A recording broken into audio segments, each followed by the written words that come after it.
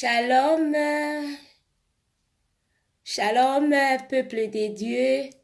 Bonne année, bonne année, bonne année à tous, mes frères et sœurs, mes amis et amies sur Facebook et à tout le monde.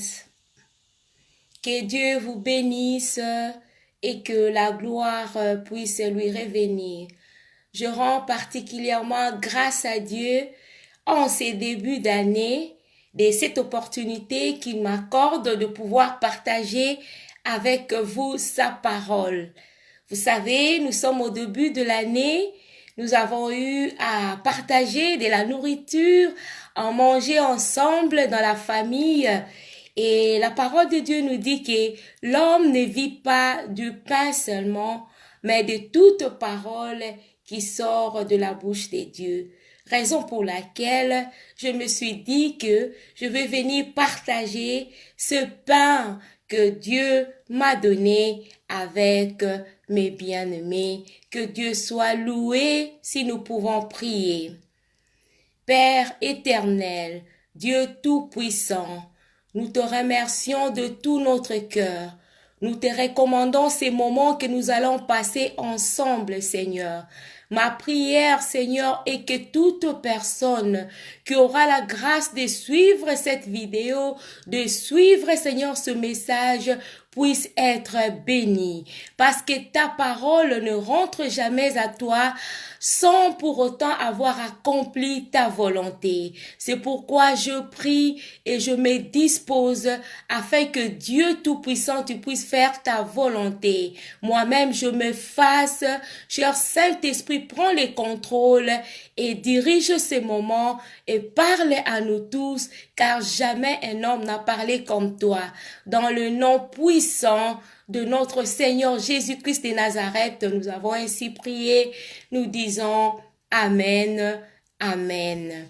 Shalom, shalom encore peuple de Dieu, shalom à n'importe quel moment de la journée que vous aurez à suivre cette vidéo qui restera, parce que je suis en train de passer, de faire live, que Dieu puisse vous bénir.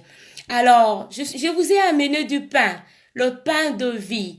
Et notre pain d'aujourd'hui, nous allons le tirer de la parole de Dieu, bien sûr, dans le livre de 1 roi. Nous sommes dans l'Ancien Testament. Nous allons le lire dans le livre de 1 roi, je disais, le chapitre 3. Donc, 1 roi, le 3e chapitre, et à partir du 16e verset. Et c'est une histoire connue, mais que le Seigneur veut que nous puissions partager aujourd'hui avec son peuple.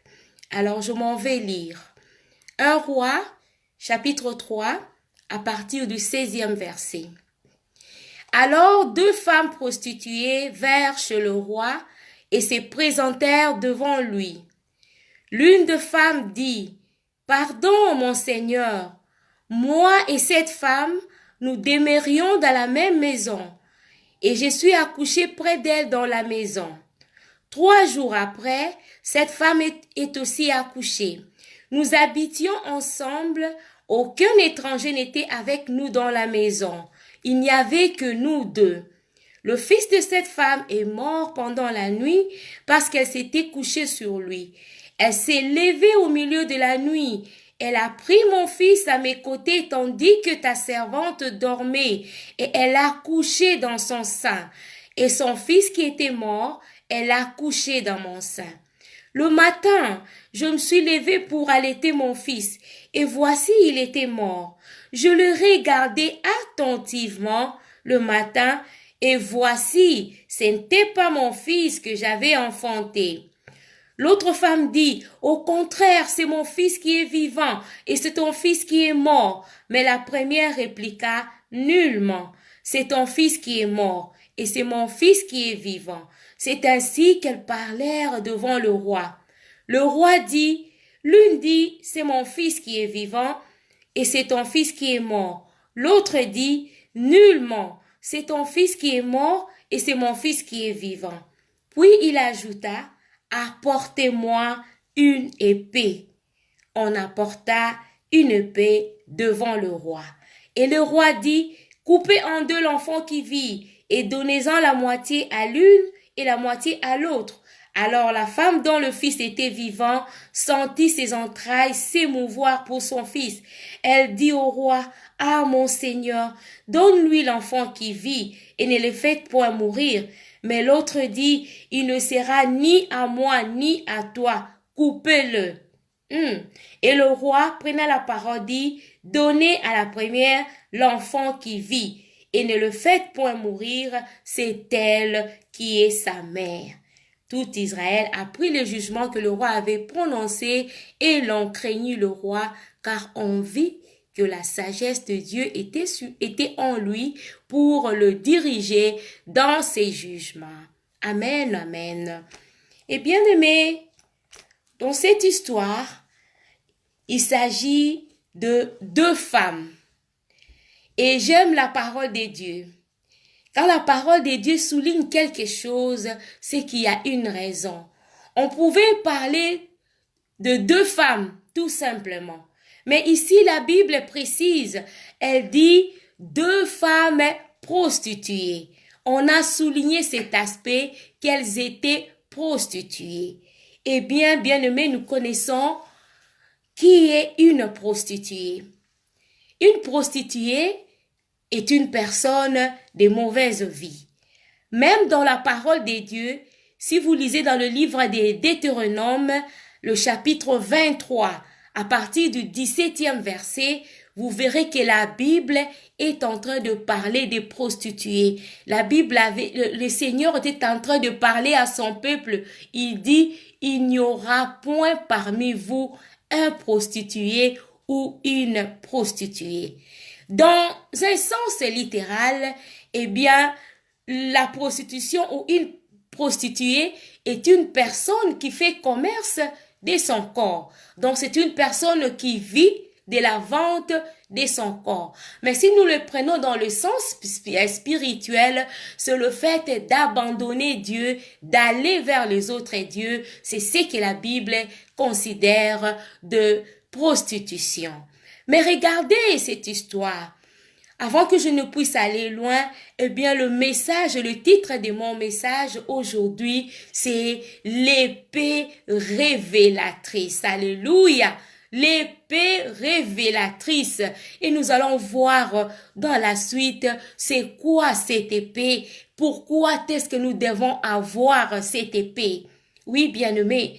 Et je disais que ces deux femmes dont on souligne la profession qu'elles étaient des prostituées, c'est-à-dire des gens de mauvaise vie, des gens qui vivaient de la vente de leur corps. Mais regardez l'amour de Dieu. La Bible, n'est-ce pas, nous dit dans Psaume 127 que les enfants nous sont une récompense de la part de Dieu, que le fruit des entrailles est une récompense. Donc nous voyons ici que Dieu est bon.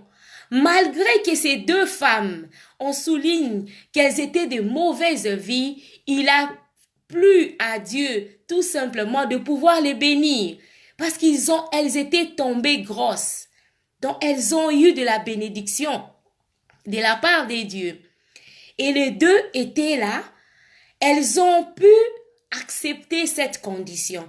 Parce que imaginez-vous quelqu'un qui vit de la vente de son corps. Alors quand elles étaient devenues enceintes, je crois que leur première réaction c'était de pouvoir se demander, mais moi je vis de la vente de mon corps. Or, la présence d'un enfant dans le ventre, le maman le savent, ça amène des restrictions, ça amène une certaine discipline. Elles savaient bien que ça n'allait plus leur permettre de pouvoir vendre leur corps comme c'était avant. Mais curieusement ici, les deux femmes ont pu accepter. Elles ont accepté de porter cet enfant dans leur ventre. Et qu'est-ce qui est arrivé? L'une d'elles avait accouché premièrement et 3 jours après, l'autre aussi avait accouché. Et la Bible nous fait voir que les deux habitaient dans une même chambre, donc dans une même maison. Il n'y avait aucune autre personne avec. Elles ont dû sacrifier leur commerce. Ils ont accepté de pouvoir s'y réserver pendant un moment pour pouvoir garder les bébés, les enfants qu'ils avaient dans leur ventre. Mais maintenant, qu'est-ce qui est arrivé? Jusque-là, les choses sont les mêmes. Les deux sont prostituées, les deux sont tombées grosses, les deux ont accepté de garder les bébés et les deux ont aussi fini par accoucher l'une 3 jours après l'autre. Et aussi, qu'est-ce qui est arrivé? Elles dormaient avec leur bébé. La nuit arrivait, pour toutes les deux femmes, il arrivait que pendant la nuit, elles devaient dormir. Mais regarde d'où commence à venir la différence. La différence maintenant est au niveau que celle qui avait accouché premièrement, celle qui avait accouché 3 jours avant l'autre, eh bien, elle s'était rendue compte de sa situation, de changement qui était venu dans sa vie. Elle a dû remarquer que avant j'étais seule. Je me prostituais, je faisais tout ce que je pouvais, j'ai dormi comme je pouvais et peut-être elle pouvait se dénuder, dormir dans n'importe quelle position, mais dès le jour qu'elle avait eu un bébé, elle a dû changer de comportement. Elle a commencé à dormir d'une certaine façon pour ne pas étouffer le bébé, ce qui n'était pas le cas avec l'autre. L'autre, par contre, bien qu'ayant un bébé, elle ne s'était pas contrôlée, elle ne s'était pas rendue compte qu'elle devait changer de position, savoir comment dormir, réaliser qu'elle avait quelqu'un de précieux à côté d'elle. Et qu'est-ce qui est arrivé? Comme elle ne s'en était pas rendue compte, pendant la nuit, elle s'était couchée sur son bébé, il l'a étouffé et le pauvre bébé est mort. Oh bien-aimé, ça devait être un sommeil profond. Parce que le pauvre, le petit, bien qu'il était encore sans force, parce qu'il venait de naître, certainement qu'il a dû se débattre. Quand il a senti cet étouffement, il a fait des mouvements, mais tellement que la maman était emportée par les sommeils, eh bien, elle ne s'en était pas rendue compte au point que l'enfant est mort. Et comme son enfant est mort, cette femme ici, elle était rusée.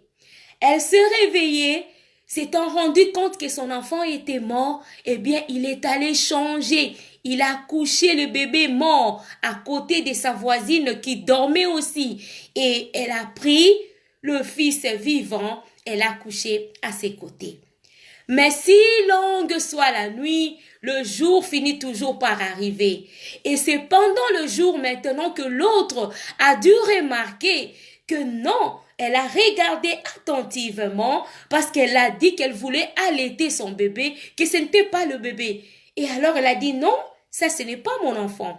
Et certainement qu'elle s'était rendue chez l'autre. Elle a dit, regarde, j'ai bien compris, j'ai bien regardé, ce n'est pas mon enfant, c'est le tien qui est mort. Mais l'autre n'avait pas voulu. Elle s'était montrée qu'elle était une femme qui avait encore gardé sa folie. Celle-ci, l'autre était devenue sage suite à la naissance de l'enfant. Mais l'autre avait gardé sa folie et c'était maintenant le bruit. Le moment, vous le savez, quand on se met à discuter, quand on se met à parler, l'un dit que non, c'est mon fils qui est vivant, non, c'est mon fils qui est vivant, non. Et en fin de compte, la femme sage a dit que cette histoire ne se terminera pas ici, qu'on aille voir le roi. Et il s'était rendu auprès du roi et nous avons vu comme dans la suite, le roi a pu procéder. Il a demandé à ce qu'on puisse couper l'enfant et c'est alors que la maman avait réagi de la sorte que le roi a pu découvrir quelle était la vraie maman ou la maman du fils vivant. Et la question qui nous est posée en ce moment est que, est-ce que ton fils est-il encore vivant? Ou même avant que je ne puisse aller loin, as-tu un fils? Bien-aimé, que représentent ces deux femmes aujourd'hui en ce qui nous concerne? Vous et moi, toi qui me suis particulièrement en ces moments, eh bien, il s'agit de vous et moi. il s'agit de deux types de chrétiens. Parce que ces deux femmes avaient une mauvaise vie. Mais qu'est-ce qui est arrivé? Elles étaient bénies. La Bible nous fait voir que nous tous aussi, par nature, nous naissons avec ces péchés adamiques. Mais la Bible nous fait voir que comme elle avait béni ces deux femmes de la même façon, bien-aimés, alors que nous étions encore pécheurs, Dieu nous a tellement aimés qu'il a pu donner. Et puis la Bible nous dit dans Jean 3,16, car Dieu a tant aimé le monde qu'il a donné son Fils unique, afin que quiconque croit en lui ne périsse point, mais qu'il ait la vie éternelle. Mais maintenant, le comportement dans la suite, c'est ce qui vient faire la différence. Les deux femmes avaient pu accepter. Comme les deux types de chrétiens aujourd'hui, nous avons tous accepté les seigneurs. Mais qu'est-ce qui arrive dans la suite? Il y a un type de chrétien qui ne réalise pas d'emblée que sa vie a changé, qu'il y a la présence de quelqu'un d'autre dans sa vie et que son comportement, sa manière d'être, il doit tout faire en tenant compte de la présence de cette personne qu'elle a reçue dans sa vie. Il s'agit bien de notre Seigneur Jésus-Christ. Mais il y a d'autres personnes qui ne s'en rendent pas compte, qui continuent à se comporter avec leur vie d'avant le Seigneur. Et c'est cela qui conduit à la mort de l'enfant. Ici, comme il s'agit de Jésus-Christ, nous savons que Jésus-Christ est bien vivant. Il était mort une fois, il est ressuscité, il ne mourra plus jamais, il a la vie. Mais ici, le langage qui nous est souligné ici, le fait de tuer cet enfant, c'est le fait de casser cette relation avec le Seigneur. Le type de chrétien qui ne médite pas la parole de Dieu, nuit et jour, comme nous le demande Josué. Eh bien, quelqu'un qui est en relation avec Dieu par moment. Non, bien-aimés, si nous nous comportons ainsi, nous risquons de tuer l'enfant, qui est une bénédiction que le Seigneur nous a donnée. La femme ici, elle avait compris. Elle a dû garder cet enfant. Alors, pourquoi nous devons garder l'enfant en vie? Pourquoi est-ce que nous devons le garder? Parce que l'enfant, la présence de l'enfant dans le ventre ou dans la vie de ces deux femmes avait amené un changement. Si nous regardons la première femme, permettez-moi de la qualifier ici, celle qui avait accouché 3 jours avant l'autre, elle est devenue une femme sage. Qu'est-ce qui est arrivé dans la vie de cette femme? Elle qui était prostituée, elle qui menait une mauvaise vie, nous voyons un grand changement dans sa vie. Comment? La Bible le fait voir. La façon dont elle était en train de s'adresser au roi. Regardez, c'était avec respect. Parce que nous savons que normalement, les prostituées, ce sont des gens d'une vie particulière. Elles pouvaient peut-être aller là-bas, chercher à séduire le roi ou chercher à obtenir, à gagner gain de cause d'une autre façon. Mais non, regardez, la Bible nous dit, elle est allée, elle dit, pardon mon Seigneur. Elle appelle le roi.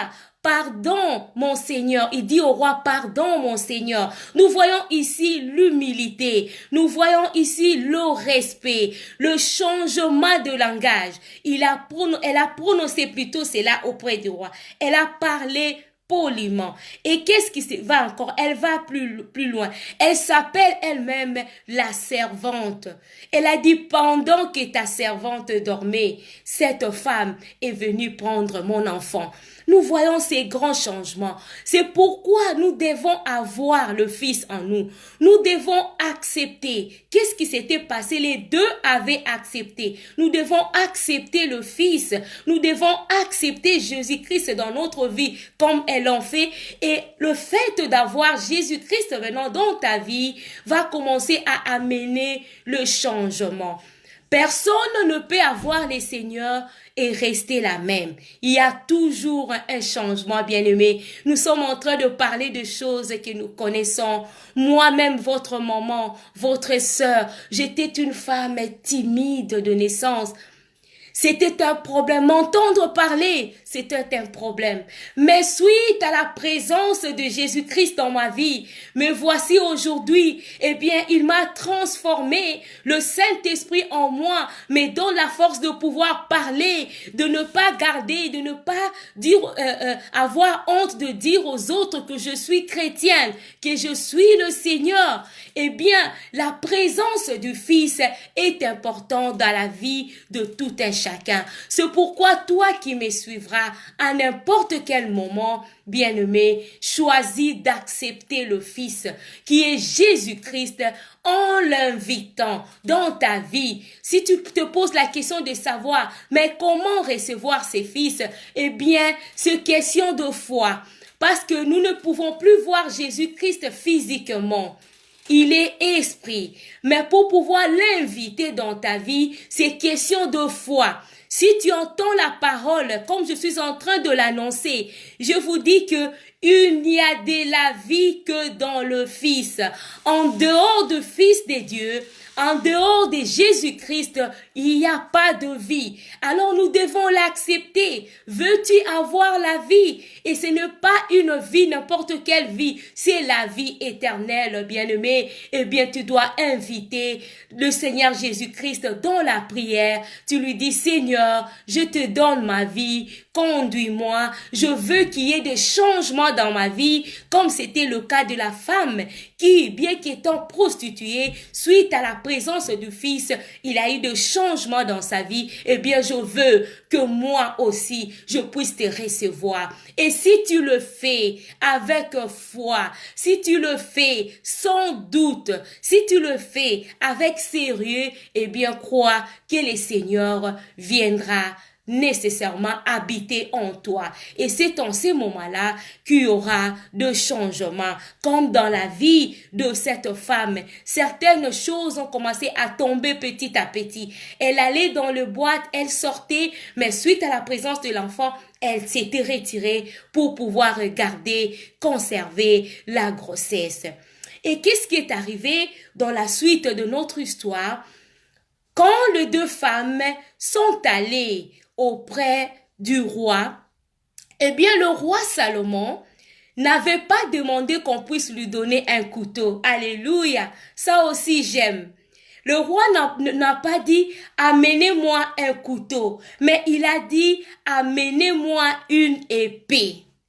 Il y a la différence, bien-aimé, entre le couteau et l'épée. Le couteau, les mamans, vous le savez, c'est un instrument que nous utilisons dans la cuisine pour couper. Tu veux couper des oignons, des tomates et tout. Eh bien, tu as besoin du couteau, de la viande, ainsi de suite. Mais tandis que l'épée ici, l'épée est une arme. Si nous voyons même dans la parole de Dieu, dans Éphésiens chapitre 6, où on est en train de parler des armes spirituelles, eh bien, on parle de l'épée. Alors, c'était curieux. Il n'avait pas demandé un couteau. Et l'épée, vous voyez, elle a une double tranchant. Elle coupe à gauche, elle coupe à droite. Tandis que avec le couteau, il y a seulement un seul côté qui est tranchant. Mais avec l'épée, tous les deux côtés sont tranchants. On peut couper si tu moves, tu touches, tu bouges à gauche, et bien ça coupe, tu bouges à droite, ça coupe. C'est ce que le roi Salomon avait demandé. Il a demandé une épée. Eh bien, l'épée ici, comme je l'ai déjà dit, il s'agit de la parole de Dieu. Cette épée n'était pas pour pouvoir tuer, mais c'était pour révéler qui était la vraie maman du Fils vivant. Alléluia. L'épée de Dieu, eh bien, c'est la parole de Dieu elle-même. La Bible nous dit que la parole de Dieu est même plus tranchante qu'une épée à double tranchant. Alléluia. Parce qu'elle va jusqu'à séparer jointure et moelle, âme et esprit. Imaginez-vous, quelque chose qui est à même de pouvoir séparer. Les deux choses qu'on ne peut pas saisir, mais cette épée est capable de séparer. Et l'épée révélatrice, c'est ainsi que j'ai intitulé ce message, l'épée révélatrice. Nous avons, en plus d'avoir le Fils en nous, de le garder vivant, nous avons besoin de l'épée. Car c'est à partir de l'arrivée de l'épée que les entrailles du vrai, de la vraie mère, du Fils vivant avaient bougé. Aucun moment dans ce monde, après avoir souffert pendant 9 mois, ne peut accepter qu'on puisse tuer son enfant. Elle a dit non, j'aimerais encore voir mon enfant en vie, plutôt que de pouvoir les couper. Mais écoutez l'insensé, il ne sera ni à toi, ni à moi. Coupez-les.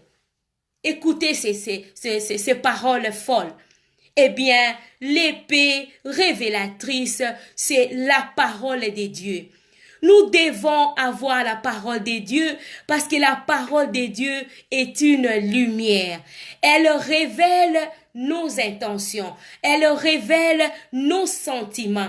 Comme ici, la présence de l'épée avait fait ressortir les sentiments de la vraie mère et aussi les sentiments de la voleuse, de celle qui voulait voler l'enfant de l'autre.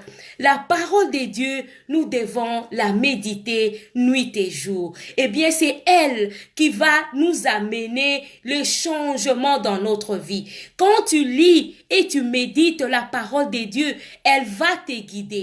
Elle va te montrer ce que tu dois faire. C'est pourquoi, au début de cette année, je vais interpeller chacun de nous, chacune de nous, à être des amateurs et des amatrices de la parole de Dieu. Parce que la parole de Dieu, c'est du pain de vie. Si tu la manges, eh bien, tu vas te rassasier. De la même façon, nous nourrissons ces corps physiques par du pain physique que nous achetons. Notre âme a besoin de la nourriture et cette nourriture, c'est la parole de Dieu. C'est pourquoi, bien-aimé, j'ai tenu à partager. Le Saint-Esprit me l'a mis à cœur depuis un certain temps que je puisse dire aux autres que nous devons manger. Nous devons manger parce qu'il y a beaucoup de gens qui sont en train de tuer leur corps, de tuer leurs âmes, je vous l'ai dit, parce qu'ils ne mangent pas. L'âme ne se nourrit que de la parole de Dieu. Alors soyons les gens qui aiment lire la parole de Dieu. Nous devons la méditer nuit et jour et c'est dans ce sens-là qu'elle va nous révéler. Si tu lis la parole de Dieu, la parole de Dieu va te dire il faut pardonner aux autres. Et si dans ta vie tu avais difficile à pouvoir pardonner, eh bien tu vas l'appliquer dans ta vie et les gens seront étonnés. Ils verront que oh, elle peut maintenant pardonner. C'est le changement qu'amène le Fils dans la vie de quelqu'un, qu'amène la parole de Dieu dans la vie de quelqu'un. Rappelez-vous aussi que Jésus-Christ lui-même, il est la parole de Dieu. Parce que la Bible dit qu'au commencement était la parole et la parole était avec Dieu et la parole était Dieu. Et la parole a été faite chair. Donc ici, quand nous sommes en train de parler de Jésus-Christ, eh bien, il n'est pas séparé de sa parole. C'est à partir de sa parole que nous arrivons à comprendre qui est Jésus-Christ. C'est alors que nous sommes en train de pouvoir nourrir nos âmes. Alors faisons de la parole de Dieu une vraie nourriture pour nos âmes. Il y a beaucoup de gens qui se dérangent aujourd'hui. La nuit est avancée, que nous puissions le vouloir ou pas, comme c'était arrivé dans la vie de ces deux femmes. La nuit est arrivée, il nous arrive de dormir, mais ça dépend de quelle façon vas-tu dormir.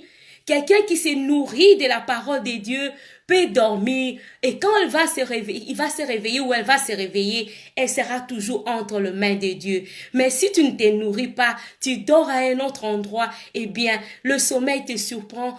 Toute chose peut arriver, n'importe quelle chose peut arriver. Alors choisissons de pouvoir vivre, de pouvoir nourrir nos âmes de cette parole de Dieu. Le matin, la femme avait regardé, cette femme avait même installé une routine de nourrir son enfant à une certaine heure de la journée. Nous aussi, nous devons avoir cette routine. Tu choisis un moment de la journée où tu vas passer le temps avec le Seigneur et cela va nous bénir, cela va nous faire du bien. Donc, bien-aimés, le message d'aujourd'hui, c'était l'épée révélatrice, l'épée qui révèle que nous sommes, que le Fils en nous est encore vivant. Eh bien, les deux femmes ici, c'est aussi symbole de deux types d'églises, car vous le savez que l'église est composée de nous, chrétiens.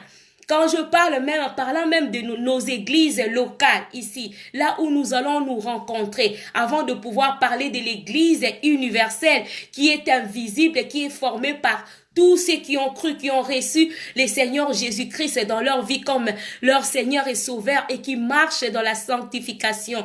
Parlant même de nos églises locales, beaucoup des églises croient encore que leur fils est vivant, mais ils ont déjà tué leur enfant. Pourquoi? Parce qu'il n'y a pas de vie de parole et de vie de prière. Les gens sont seulement à la poursuite de biens matériels. Chercher la guérison, c'est bien, parce que nous avons besoin, quand nous sommes bien portants, eh bien nous allons aussi bien prier. Avoir le matériel, c'est bien. La Bible nous dit même que l'or et l'argent appartiennent à l'Éternel. Le Seigneur veut que nous soyons prospères, que nous puissions avoir de quoi survivre. Mais cela ne suffit pas. Nous devons plutôt avoir l'essentiel. L'essentiel, c'est Jésus-Christ lui-même. C'est la parole de Dieu dans ta vie. Car Jésus-Christ dans ta présence, il va t'amener tout. Tu veux le mariage, tu veux la santé, tu veux n'importe quelle chose, eh bien c'est lui qui a ce pouvoir-là parce qu'il est le Tout-Puissant, il a tout, il est le Créateur, eh bien c'est lui qui viendra. C'est pourquoi la Bible nous dit, cherchez premièrement le royaume des cieux et sa justice et le reste te sera donné par-dessus. Mais aujourd'hui, les gens sont plus en train de chercher ce qui devait être donné par-dessus, oubliant le royaume des cieux lui-même. Voilà pourquoi aujourd'hui, mon interpellation était que nous puissions, chacune de nous, doit avoir cette épée qui est une arme. Ce n'est pas pour aller tuer, non, ça ne tue pas, mais c'est plutôt pour nous révéler qui réellement nous sommes afin que nous puissions améliorer notre situation. Dans le cas de cette femme, comme c'était quelque chose de physique, son enfant était mort, c'était fini. On a donné l'enfant, le fils vivant à la maman, la maman qui était réelle de cet enfant. Pour elle, c'était fini. Mais pour toi et moi, eh bien, nous sommes heureux parce qu'il y a encore possibilité. Parce que quelqu'un peut être en train de suivre maintenant.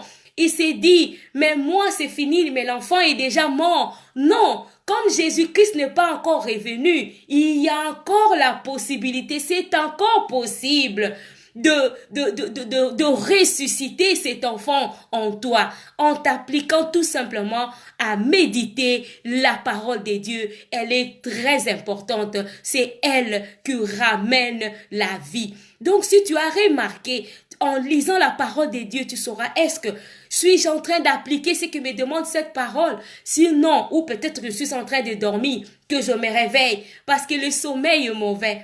Le sommeil, c'est quelque chose de bien. Sur le plan physique, quand on est fatigué, on peut dormir. Mais sur le plan spirituel, la Bible nous dit, n'aimez pas le sommeil. Parce que le sommeil spirituel amène la pauvreté et même la mort. Mais or, Jésus-Christ s'était déjà donné pour que nous puissions avoir la vie éternelle. Pourquoi mourrions-nous alors que le pain de vie est là? Nourrissons-nous de cette parole, acceptons ce Fils dans notre vie et nous serons transformés et nous aurons tout ce dont nous avons besoin. Alors, c'était la parole d'aujourd'hui pour que je ne puisse pas m'éterniser là-dessus, le message que le Seigneur a voulu que chacune de nous, que chacun de nous puisse avoir l'épée révélatrice qui est la parole de Dieu, que chacun de nous, que chacune de nous puisse se rendre compte, vérifier chaque jour si le Fils qui est en lui ou en elle est encore vivant. Parce que nous avons besoin qu'il soit vivant en nous. Tu ne peux pas porter un enfant mort, parce que tu portes quelque chose de mort, eh bien, l'enfant va se détériorer, il va conduire des maladies, beaucoup de choses, et on finit par mourir. C'est pourquoi nous devons garder le Seigneur Jésus-Christ qui est en nous, en vie, et nous devons nous nourrir de la parole de Dieu. Alors, cela va nous changer, ça va nous amener de l'humilité, de l'amour, de la routine, de passer le temps avec le Seigneur. Voilà ce qui était le message d'aujourd'hui. Si ce message, eh bien, t'avait fait du bien, que Dieu puisse te bénir. Voilà pourquoi je vais prier afin que tu sois touché, afin que si tu étais fatigué ou si par ces messages tu viens de te rendre compte que tu étais en train de dormir, eh bien il est temps, il n'est pas encore trop tard parce que Jésus-Christ n'est pas encore revenu, la grâce est encore disponible, mais que ça soit aujourd'hui, n'attends pas demain car le jour de demain n'est pas à toi. Tu veux un changement dans ta vie, eh bien nous voyons ici ce message concerne tout le monde. Peut-être qu'il y a quelqu'un qui me suit en ce moment, avant que je ne puisse terminer, qui s'est dit que est-ce que cette parole s'adresse aussi à moi? Oui, moi qui vole, moi qui courais derrière les hommes d'autrui, moi qui faisais ceci, ou peut-être tu vois vraiment que tu as tellement tué, tu as tellement fait du mal que toi-même, tu ne te sens pas bien dans ta peau, tu te dis seulement que pour moi c'est fini. Non, le temps est encore là. Si aujourd'hui, tu acceptes le Seigneur Jésus-Christ dans ta vie, tu acceptes cette parole que je t'annonce, eh bien, il y aura un changement dans ta vie. On ne t'appellera plus de tous les noms qu'on t'appelait avant parce qu'il y aura un changement et les gens finiront par découvrir que réellement, il y a un changement plutôt dans ta vie. Rappelez-vous de notre aîné dans la foi, le cas de Paul. Paul était un tueur. Nous ne savons pas combien de chrétiens il avait pu tuer. Mais qu'est-ce qui est arrivé par la fin? Eh bien, il s'était converti et il est devenu le Paul dont nous parlons aujourd'hui. Paul, le prédicateur de nation que nous sommes, nous qui n'étions pas de la race juive ou qui ne sommes pas de la race juive physiquement, mais spirituellement, nous le sommes devenus par la prédication de Paul. Au début, c'était difficile. On disait, c'est lui-là, les tueurs, qu'on nous laisse. Mais par après, ils ont pu voir le fruit qui était né dans Paul a montré que réellement, il était transformé. Donc, si tu es là, que ces messages te touchent, prie avec moi et dis, Seigneur Jésus, je viens à toi, je t'accepte dans ma vie comme mon Seigneur et Sauveur. Change ma vie, pardonne-moi mes péchés et fais de moi ton fils, fais de moi ta fille, fais de moi ton enfant. Au nom puissant de Jésus-Christ de Nazareth. Eh bien, si tu fais cette prière, le Seigneur Jésus-Christ viendra dans ta vie. Que Dieu puisse vous bénir. Je bénis les seigneurs. Je vois en ligne là ma jeune sœur, la victorieuse Mira. Que Dieu te bénisse. Voilà, je fais passer cette vidéo au moment où il y a pratiquement pas de gens, mais tu es là. Dieu a permis vraiment que Dieu te bénisse avec toute ta famille et que Dieu puisse aussi bénir tout le monde qui pourra suivre ceci dans la suite. Que Dieu soit loué à la prochaine parce que ton temps est arrivé. Le temps de communier avec le Seigneur, le temps de prier, le temps de partager, pourquoi pas, l'expérience que tu as avec les autres. Ton temps est arrivé. Que Dieu vous bénisse. Bye, bye for now.